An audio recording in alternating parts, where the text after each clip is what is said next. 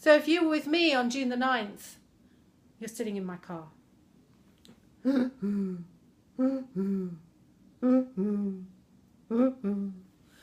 okay, Matt.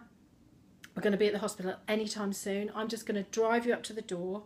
They're expecting you, and I'm just going to go and park the car, okay? Just try and relax. We're going to be there any minute. Oh, my God. Should I have called an ambulance? I'm not sure if I've done the right thing. What am I going to do? Where am I going to stop if I need to? If I need to do a tracheostomy, well, I've got a metal pen in my bag. I know that. I just hope that I can get in there in time. Can you imagine the feeling of thinking about cutting your son's throat open to save his life? Can you imagine what that feels like?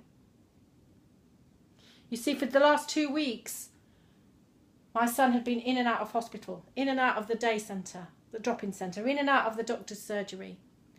He had the most dreadful sore throat. They thought it was the quinsy. They couldn't work out what was going wrong. He'd had antibiotics. He'd had steroids. Nobody could work it out.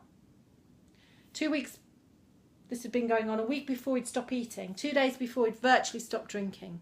He was now not talking either. Things were just going downhill. It took 24 hours, a full 24 hours before they diagnosed what was wrong with him. He actually had something called supraglottitis. The epiglottis at the top of the windpipe becomes really swollen. It occludes or blocks off the windpipe. Dead boy. And I truly believe that we were in hours, if not minutes, within that happening for my son. When you think of a traumatic, if you've ever had a traumatic time like that, when you think of it now, does this do this to you? I can hear the sounds. I can see everything that happened in those moments. I can feel my breath, the anxiety that I was feeling, and the gut-wrenching fear that I had in my tummy, thinking that I was going to lose my son.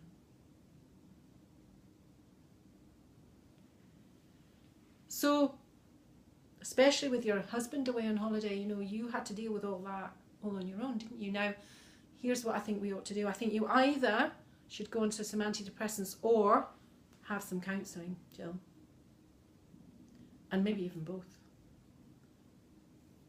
Really? You really think that I need antidepressants or counselling? Why would you think that? Well, here's what I see. You talk about looking after everybody else. You talk about your friends and your family and your husband and your grandfather, your father and your colleagues.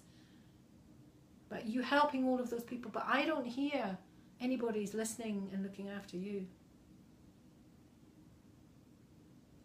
Well, she was listening and looking after me, wasn't she? She made a big difference to me that day.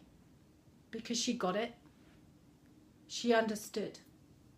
And actually I didn't need any antidepressants or counselling because that was enough. It was enough to bring me to my senses. Because when I turned and looked back over the last 2 years and all the stress and the strain and the grief that I'd endured through a very, very unhappy time at work largely, I put my own mental and physical health at risk. And I was really lucky that it hadn't got any worse. So over the next weekend, I made a decision that I was going to resign from my job, which I did on the Tuesday. Partly because of the very mismanagement of a mismanager that I'd had. Partly because of the fact that we were told that we would and wouldn't have a job. It was very insecure. Actually, he made the rest of the team redundant on the Friday. But that's a whole nother story. The following Tuesday, I attended a talk, a natural health talk by a naturopath and nutritionist, a renowned British naturopath and nutritionist. And she was talking about the liver and the importance of this one organ in terms of immunity, in terms of general health and particularly optimum health. And she put up a list on the board of all of the symptoms that you'd be having if you had a slightly malfunctioning liver. And I had all of them. And a lot of the reasons for a malfunctioning liver that she talked about were high levels of stress. So I realised that maybe this was the one thing that I needed to sort out for myself. But also that day, I talked to her afterwards. I sought her out. I was at the front of the queue, and I talked to her about my son, and I told her what had happened to him. And I said, do you think this could be anything to do with the fact that he was diagnosed with irritable bowel syndrome when he was 10? Yes, she said, absolutely. Absolutely. In fact, my son had had a malfunctioning gut ever since he was born. So he had type B malnutrition. He had never absorbed the nutrients in his food. He'd eaten the same as the rest of us in the house, but he's always been poorly.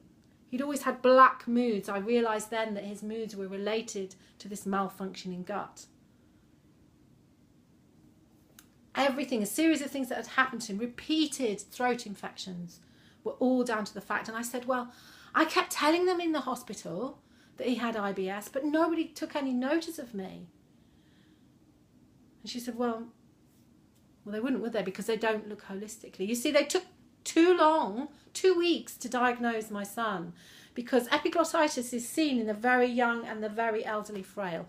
My son was 20, a student, 6 foot, 15.5 stone, plays rugby, works out in the gym. But he had type B malnutrition, leaky gut syndrome. So not only did I take care of my health from that point onwards in terms of my own liver, and we put a program together, I asked Sarah what I could do about my son, and she said, okay, you've got luminaries in this room. You've got some of the best natural health functional nutritionists in this room. You need to go and find them out, and they're going to ask them to put you together a protocol for your son, because they can help you. So that's what we did.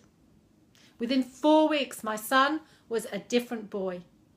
2.5 years later, 3.5 years later now, he manages his symptoms. He still has IBS. He still has a bit of a delicate gut, but he manages that all now with the food that he eats, the nutraceuticals, the vitamins and supplements that he takes. And last year he went to